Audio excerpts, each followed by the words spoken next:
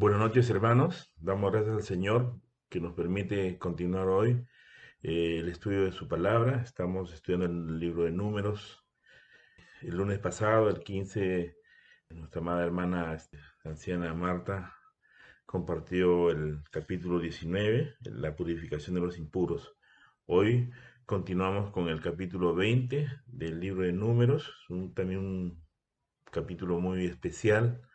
La verdad, siempre sorprendido por cuando uno comienza a estudiar las palabras de las cosas que acontecen, ¿no? Este es un libro que tiene situaciones tristes, ¿no? Para Moisés.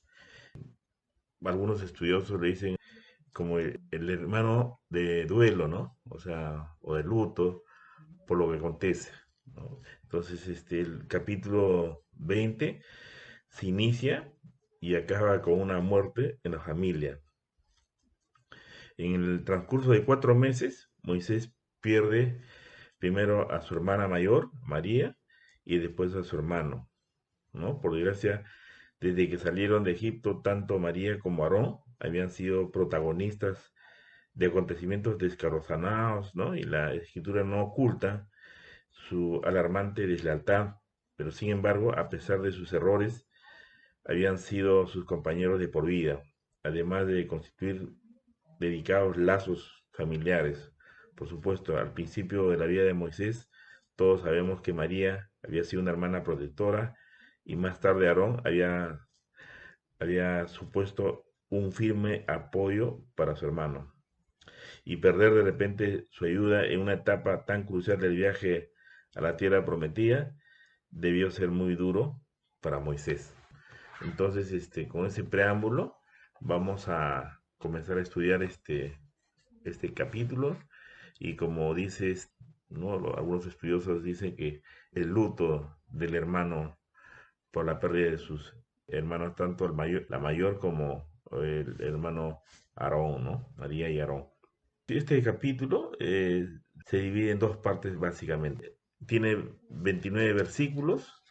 La primera parte es la contención entre los hijos de Israel y la parte B, que o sea, es prácticamente la continuidad del camino a la tierra prometida, ¿no? Entonces, la primera parte es la contención con un preámbulo del primer versículo que habla acerca de la muerte de María, pero desde el versículo 2 hasta el 13 se habla acerca de la contención, cómo hay una contención de parte de los israelitas contra el Señor. El versículo 1 habla acerca de la muerte de María. Dice la palabra, llegaron los hijos de Israel, toda la congregación, al desierto de Sin, en el mes primero, y acampó el pueblo de Cádiz, y allí murió María, y allí fue sepultada. Como vemos en el primer párrafo de este versículo, dice, acampó el pueblo en Cádiz, y allí murió María, y allí fue sepultada. María entonces murió en Cádiz. A través de los años de deambular en el desierto, Israel volvió a Cádiz, el lugar donde ellos rechazaron la oferta de Dios. Todos conocemos esta porción que está en el capítulo 13, en el versículo 26. Y este versículo dice, y allí murió María y allí fue sepultada. Entonces, la muerte de María fue un punto importante en el viaje de Egipto a Canaán. Ella fue la primera de la parentela de Moisés de morir en el desierto. Y su muerte era una importante demostración del cumplimiento de lo que Dios prometió, que la generación que rechazó entrar a Canaán moriría en el desierto. Y la nueva generación entraría en su lugar, como dice en Números 14, del 29 al 34, ¿no? Todos sabemos esa porción cuando Dios habla de que los mayores de 20 años no iban a entrar. Entonces, la muerte de María nos muestra que no había excepciones especiales para la familia de Moisés. Dios dijo que solo Josué y Caleb sobrevivirán de esa generación. Eso está en Números 14:30, que ya lo hemos estudiado. Y eso incluía que María, Aarón, incluso el mismo Moisés, este capítulo muestra la fragilidad de cada uno de estos gigantes, se puede decir, todas esas cosas grandiosas que se describen en el libro de Éxodo, ¿no? Muchas personas aún se engañan a sí mismas en pensar que ellos tienen una excepción especial de Dios. Esto es el estudio de esta palabra, de esta porción de la palabra, nos habla acerca de nosotros que vivimos en estos tiempos, ¿no? Creyendo, muchos podemos creer que ellos son un caso especial con su propio acuerdo especial con el Señor. Si Moisés y su parentela no tenían un trato especial, nosotros no deberíamos ser tan arrogantes para pensar que tenemos nuestro propio trato con Dios. Hay otra porción de este primer versículo del capítulo 20 dice, allí murió María y allí fue sepultada. María murió como un carácter complejo. Ella era grande por su valor en asistir a Moisés y sus padres, como lo describe en Éxodo, en el capítulo 2, versículos de 4 al 8, y grande por su liderazgo a Israel en adoración. Todos sabemos, hay un cántico de María, ¿no? En el Éxodo 15, 20, 21, era una profetisa y una adoradora, como la líder de la alabanza. Pero ella también quedó sin gracia por su rebelión contra Moisés. En Números 12 todos sabemos que ella murmura contra su hermano. Un incidente de rebelión dejó una marca negra en toda su vida, ¿no? Entonces, con este comentario podemos ver de que Dios efectivamente fiel a sus promesas, no hace ningún tipo de excepción y acá podemos ver que siendo María una mujer protagonista, ¿no? En el Éxodo, cómo es que puede morir de esta forma. Después vamos a ver la parte 2 de esta primera parte, que le dije hace un principio que es la contención entre los hijos de Israel, ¿no? En los versículos de 2 al 6 dice el título, Israel contiene con Moisés y Aarón por la sed. Y porque no había agua para la congregación, se juntaron contra Moisés y Aarón. Y habló el pueblo contra Moisés, diciendo, ojalá hubiéramos muerto cuando perecieron los hermanos delante de Jehová. ¿Por qué hiciste venir la congregación de Jehová a este desierto para que muramos aquí nosotros y nuestras bestias? ¿Y por qué nos has hecho subir de Egipto para traernos a este mal lugar? No es lugar de cementera, de higuera, de viñas, ni de granada, ni aun de agua para beber. Y se fueron Moisés y Aarón y delante de la congregación a la puerta del tabernáculo de reunión, y se postraron sobre sus rostros, y la gloria de Jehová apareció sobre ellos. Eh, En esta porción hay un párrafo que dice, no había agua para la congregación.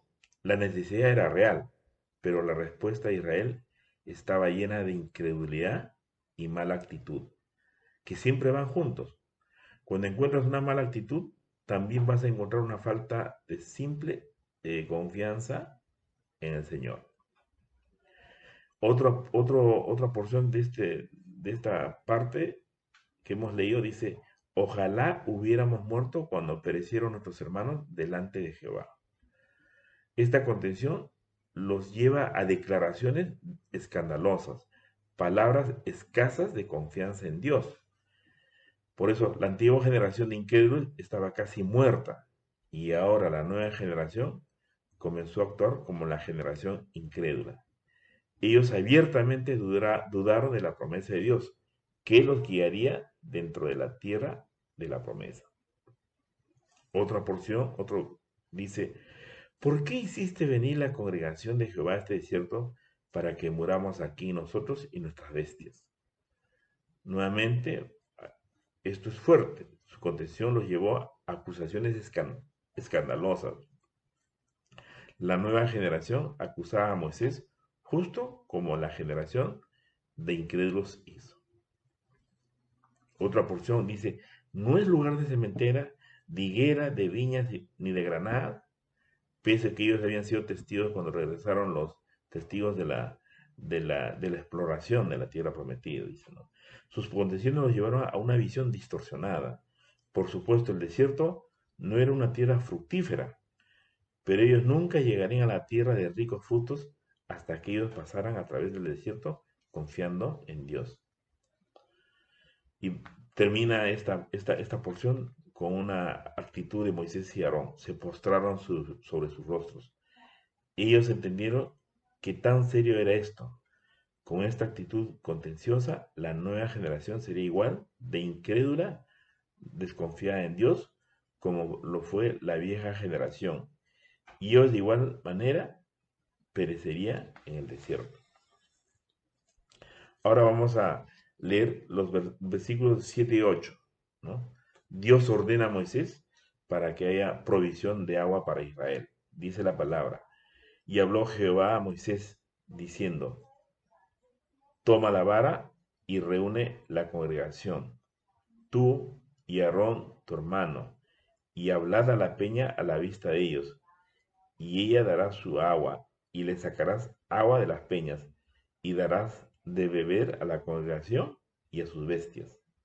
Acá la ordenanza de Dios es, toma la vara, hablad a la peña a la vista de ellos. Específicamente Dios le dijo a Moisés que toma la vara, pero que no la usara. El agua sería proveída si Moisés hubiera hablado a la peña a la vista de ellos, ¿no? Y la siguiente porción dice, y ella dará su agua. Atrás en el monte Sinaí, Dios le dijo a Moisés que golpeara la roca y el agua saldría. Eso lo hemos visto en Éxodo 17:6. Pero ahora, él solamente debía hablar a la roca, aunque con la vara en su mano. Esta vara era un símbolo de su autoridad de parte de Dios. Entonces, como podemos ver, este es un punto muy importante que amerita reflexionar y nos lleva a los versículos 9 y 11, que es en realidad la contención de Moisés con el pueblo y con el Señor. Entonces Moisés, dice, tomó la vara delante de Jehová, como él lo mandó, y reunieron Moisés y Aarón a la congregación delante de la peña, y les dijo, oíd ahora, rebeldes, os hemos de hacer salir aguas de esta peña. Entonces alzó Moisés su mano y golpeó la peña con su vara 2 veces, y salieron muchas aguas, y vivió la congregación y sus bestias. La primera parte dice, entonces Moisés tomó la vara delante de Jehová, como él lo mandó. Moisés comenzó por hacer exactamente lo que, lo que le había dicho el Señor. Quisiera tomar la vara y reunir al pueblo de Israel. Y acá vemos este pronunciamiento. Oíd ahora, rebeldes, os hemos de hacer salir agua de esta peña. Dios no le mandó que hablara a la nación, ni hablar tan severamente a la nación. Sin embargo, Moisés lo hizo. Moisés, después de hacer lo que Dios le dijo que hiciera, entonces hizo algo que Dios no le había dicho que hiciera. Él sermoneó a la nación. Peor, él sermoneó a la nación con una actitud de corazón que no había mostrado antes. Uno de coraje y desprecio por el pueblo de Dios, con un corazón amargo. Antes, Moisés se postraba sobre su rostro delante de Dios cuando el pueblo se rebelaba, como lo podemos ver en Números 16:4. En Meriba, cuando el pueblo contendía con Moisés, porque no había agua, Moisés clamaba al Señor, no en contra del pueblo, como hablan en Éxodo 15. Cuando el pueblo sí necesitaba ser confrontado audazmente, Moisés lo hacía, pero sin el borde de ira, desprecio y amargura que vemos aquí. Hay cientos de explicaciones para la frustración de Moisés aquí, ¿no? Hay porciones. El Salmo 106 describe cómo el pueblo provocó a Moisés aquí, pero ninguna de ellas es una excusa. Peor aún, Moisés no solo tomó la rebelión del pueblo contra el Señor muy personalmente, él también sobremagnificó su propia asociación con Dios. Os hemos, dijo, de hacer salir aguas de esta peña. Moisés habló como si él y Dios harían el trabajo, como si ellos dividieran el trabajo 50-50, como si Dios no pudiera traer agua a menos que él estuviera cerca para hablarle a la peña. Su lapso en desprecio por el pueblo hubo un lapso de orgullo sutil. Otra porción de este mismo, de estos versículos dice, entonces alzó Moisés su mano y golpeó la peña con su vara 2 veces. Moisés desobedeció a Dios directamente, golpeando la peña en lugar de hablarle, porque esa era la orden, era hablarle, no golpear. No solo la golpeó, sino que la golpeó 2 veces. Cuando él golpeó la peña al principio del viaje del Éxodo, él solo debía golpear una vez, pero ahora de la ira y la frustración, él lo hizo 2 veces. Y podemos ver que el resultado es que dice salieron muchas aguas. Sin embargo, a pesar de este lapso de Moisés dentro de una actitud pecaminosa y como vemos cómo reaccionó, Dios aún así proveyó abundantemente para el pueblo. Esto nos enseña, nos muestra que el amor de Dios por su pueblo es tan grande, que va a usar cada instrumento imperfecto y que el hecho que Dios use a alguien no es evidencia para ellos mismos o para el pueblo que ellos mismos están realmente bien con Dios o con el ministerio de acuerdo al corazón de Dios. Dios trataría con Moisés, pero el pueblo necesitaba agua. Moisés pudo haber llegado lejos pensando que hizo bien y el pueblo probablemente pensó así también, porque lo que Moisés hizo pareció funcionar, pero lo que funciona no es la mejor medida para lo que está bien delante de Dios. Los versículos de 2 al 13 es la reprensión y corrección de Dios a Moisés. Y Jehová dijo a Moisés y a Aarón, por cuanto no creísteis en mí para santificarme delante de los hijos de Israel, por tanto, no meteréis esta congregación en la tierra que les he dado. Estas son las aguas de la rencilla por las cuales contendieron los hijos de Israel con Jehová, y él se santificó en ellos. Como podemos ver en lo que acabamos de leer, por cuanto no creísteis en mí, la actitud pecaminosa de Moisés y acción fue arraigada en incredulidad. Él realmente no creyó a Dios cuando el Señor le dijo que hablara a la peña y que no le golpeara o pegara. Otra porción de lo que acabamos de leer en estos versículos dice, para santificarme delante de los hijos de Israel. Lo que Moisés hizo era una cosa impía. Él hizo que Dios no se viera diferente a cualquier hombre enojado o uno de los temperamentales dioses paganos. Él no reflejó el corazón y carácter de Dios delante del pueblo. Y ahí viene la consecuencia. Por tanto, no meteréis esta congregación en la tierra. La corrección de Dios a Moisés fue dura. Él no guiaría a Israel a la tierra prometida. Eso que él soñaba y se sintió llamado incluso desde niño en los palacios de Egipto, el liberar al pueblo de Dios, no sería completado. Otra persona terminaría el trabajo. Esto solamente es muy doloroso por el corazón fiel de Moisés. Un hombre fiel no se duele de la idea que ya no podía completar a lo que Dios lo ha llamado.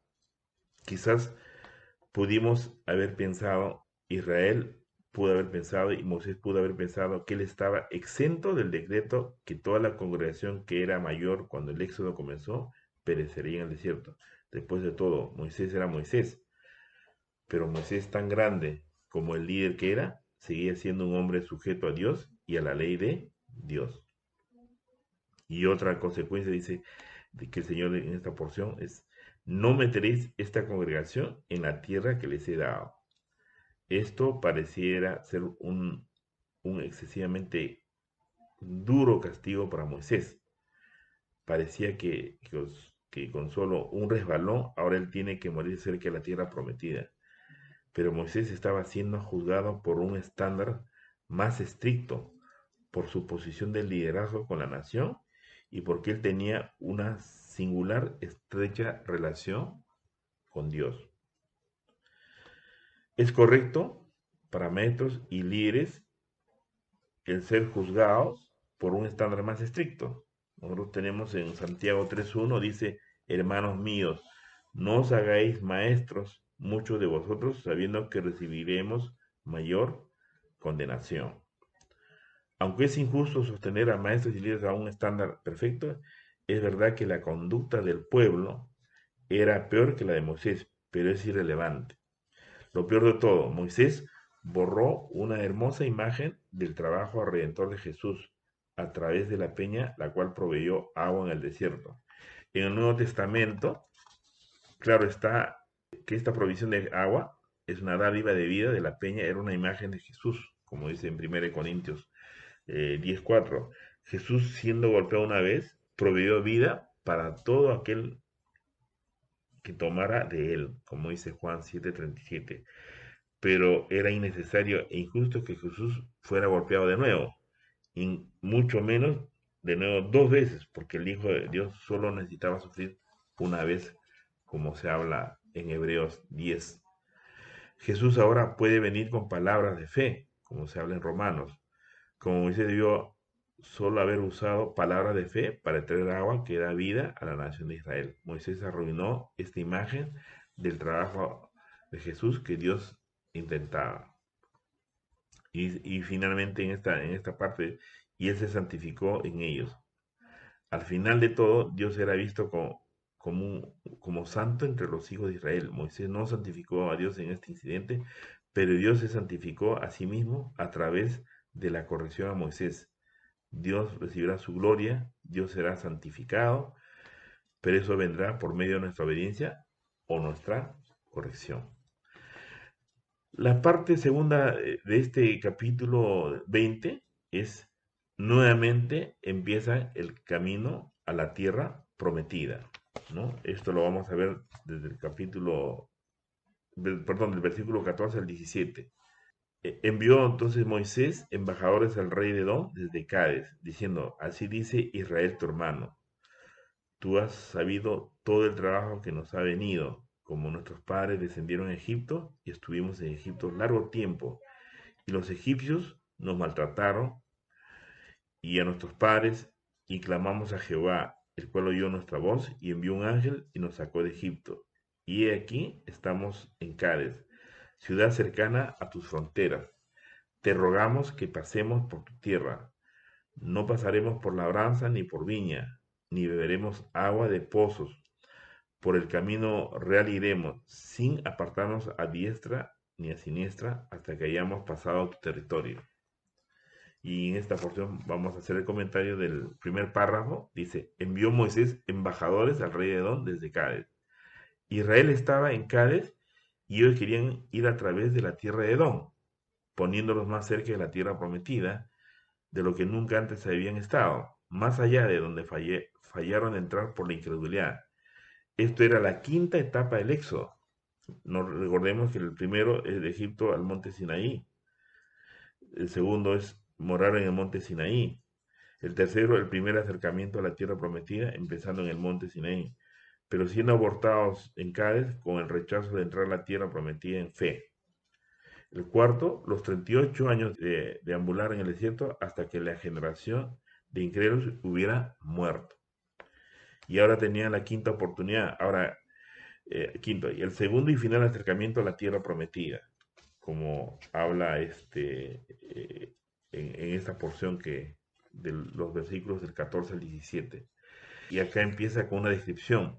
Así dice Israel tu hermano, ¿no? Al rey de Edom. La nación de Israel era hermano a la nación de Edom, porque el patriarca Israel, también conocido como Jacob, era hermano de Saúl, también conocido como Edom, como se relata en Génesis capítulo 25, versículo del 19 al 34. Te rogamos que pasemos por tu tierra.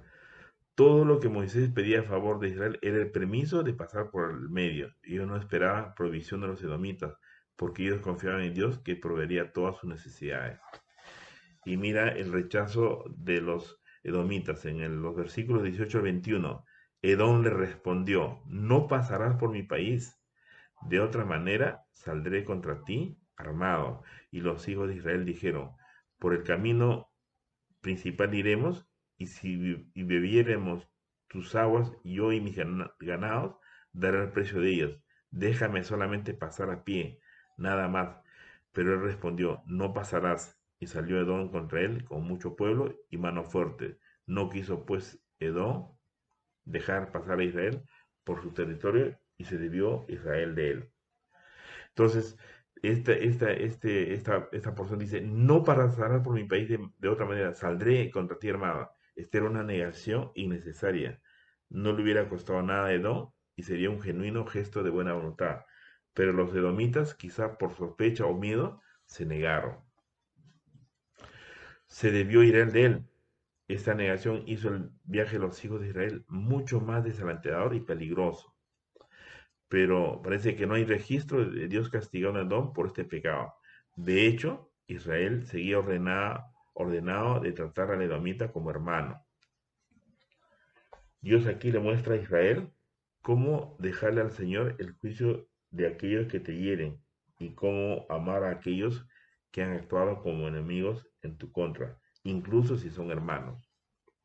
Es una instrucciones que da el Señor en Deuteronomio 23:7. Y ahora vemos la parte final, es la muerte de Aarón, como comentamos al principio, ¿no? Es un capítulo de duelo, ¿no? Para Moisés. Los versículos del 22 al 29 habla de la muerte de Aarón, del sumo sacerdote. Y dice, partiendo de Cades, los hijos de Israel, toda aquella congregación vinieron al monte de Or. Y Jehová habló a Moisés y a Aarón en el monte de Or, en la frontera de la tierra de Edom, diciendo, Aarón será reunido a su pueblo, pues no entrará en la tierra que yo di a los hijos de Israel, por cuanto fuisteis rebeldes a mi mandamiento en las aguas de la rencilla. Toma a Aarón y a Eleazar su hijo, y hazlo subir al monte de Or, y desnuda a Aarón de sus vestiduras, y viste con ellas a Eleazar su hijo, porque Aarón será reunido a su pueblo, y allí morirá. Y Moisés hizo como Jehová le mandó, y subieron al monte de Or a la vista de toda la congregación. Y Moisés desnudó a Aarón de sus vestiduras, y se las vistió a Eleazar su hijo. Y Aarón murió allí en la cumbre del monte. Y Moisés y Eleazar descendieron del monte, y viendo toda la congregación que Aarón había muerto, le hicieron duelo por 30 días todas las familias de Israel. Entonces dice este versículo, esta porción, y partiendo de cada de los hijos de Israel, toda aquella congregación vinieron al monte Or. Aquí hay un marcador definitivo, indicando el final de los 38 años que Israel ha sido sentenciado al desierto. Nos dice Aarón, allí murió a los 40 años de la salida de los hijos de Israel de la tierra de Egipto. Hay muy poco registro de lo que pasó durante estos años. Están comprimidos en solo 5 capítulos y medio. Esto era para demostrar que estos años completaron nada, excepto la muerte de la generación incrédula.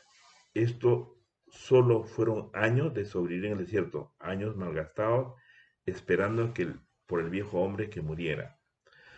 Durante estos 38 años hubo mucho movimiento, pero no progreso. Nuestro caminar con Dios puede ser de la misma manera. Muchas veces podemos tener muchos años, pero si no tiene progreso, es similar a esta historia que estamos ahora estudiando. Porque Israel se había rebelado, su vida se ha desperdiciado desde entonces y solo ahora. Después de tal lapso de tiempo y después de mucho sufrimiento, Israel se encontró a sí mismo en una posición para recomenzar la marcha que fue suspendida en Caes. Así es a veces con las iglesias que tienen que alcanzar un cierto punto, entonces se rebelan contra la voz de Dios. Su historia se desperdicia, ellos existen pero difícilmente viven. Hay en efecto un movimiento en ellos, pero no tienen un objetivo definido. Los lleva a ningún lado. Ellos solo terminan en el mismo lugar todo el tiempo. Solo después de un largo tiempo, si Dios tiene misericordia con ellos se encuentran a sí mismos una vez más en una posición para empezar de nuevo. y sin un paso más adelante en todos estos años. Aún así, es con las personas que no van resueltamente cuando son llamados. Ellos son gastados y perdidos en movimientos atrás, adelante, lo cual no es un progreso. Después de muchos años, quizás, quizás después de toda una vida de deambular en lugares secos, ellos se encuentran a sí mismos una vez más en un punto en el cual ellos habían llegado antes y no un paso más cerca. Acá podemos ver que Aarón murió allí en la cumbre del monte. La muerte de Aarón es un gran punto de referencia en la historia de Israel. Él fue el primer sumo sacerdote de la nación y sin embargo no fue exento del decreto de que esta generación perecería en el desierto. Moisés, quien representaba la ley, no pudo guiarlos dentro de la tierra prometida. María, que representaba a los profetas, no pudo guiarlos dentro de la tierra prometida. Aarón, quien representaba a los sacerdotes, no pudo guiarlos dentro de la tierra prometida. Solo Josué, que es Jesús, que es una tipología de Jesús, podía guiarlos dentro de la tierra de la promesa de Dios. Y acá nos dice, finalmente, en esta porción final, ¿no? Aarón murió allí en la cumbre del monte. Aarón murió como un gran, pero con una compleja figura, incluso más que María. Él fue usado poderosamente por Dios como el compañero de Moisés para iniciar el sacerdocio y para implorar con Moisés por el pueblo. Al mismo tiempo, jugó un papel decisivo del grotesco fiasco que todos reconocemos del becerro de oro y en desafiar la autoridad de Moisés con su hermana María, como es cuando ellos murmuraron contra su hermano Moisés. La vida de Aarón nos muestra, entre otras cosas, que el oficio es más importante que el hombre en sí. Aarón, el hombre no siempre era digno de respeto, pero Aarón, el sumo sacerdote, siempre era digno de honor. Y finalmente, ¿no? Termina esta porción y Moisés dice, desnudó a Aarón de sus vestiduras y se las vistió al ser su hijo. Dios dio una advertencia especial acerca de la muerte de Aarón para que una suave y agraciada transición pudiera hacerse al pasar la posición de sumo sacerdote al hijo mayor que vivía de Aarón, Eleazar. El hombre muere, pero el sacerdocio y el acceso y la relación con Dios que describe continúa. La relación con Dios de ninguno en Israel iba a depender de Aarón, sino del sumo sacerdote.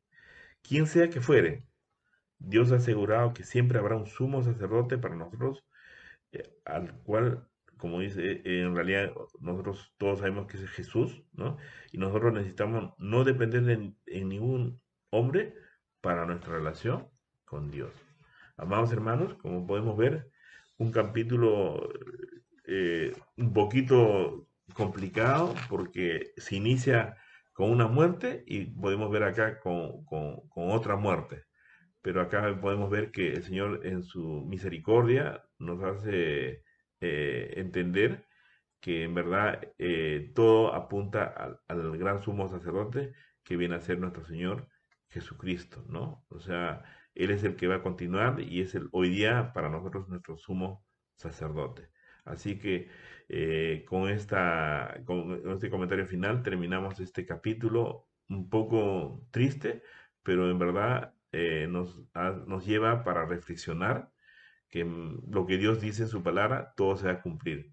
Acá hemos visto que ni María, ni Aarón, ni Moisés, que eran mayores de 20 años, entraron a la tierra prometida, porque eso había sido una indicación clara de parte de Dios. Que Dios los bendiga y bueno, seguiremos continuando este precioso libro.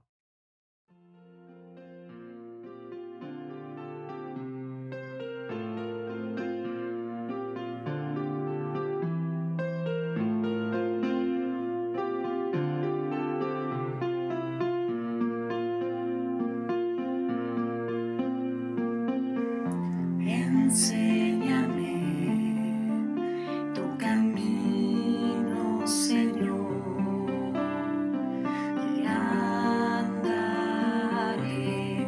en tu luz. Dame un corazón entregado a ti para honrar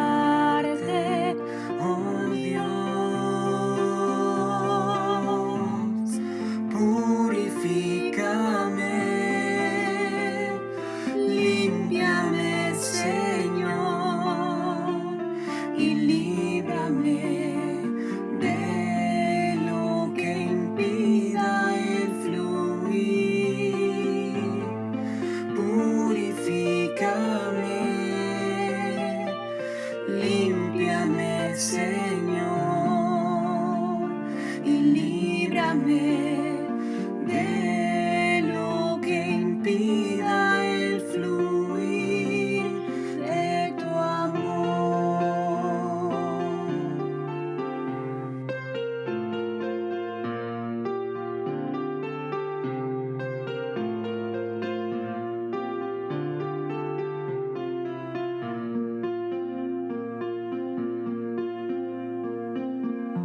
Enséñame tu camino, Señor, y andaré en tu luz.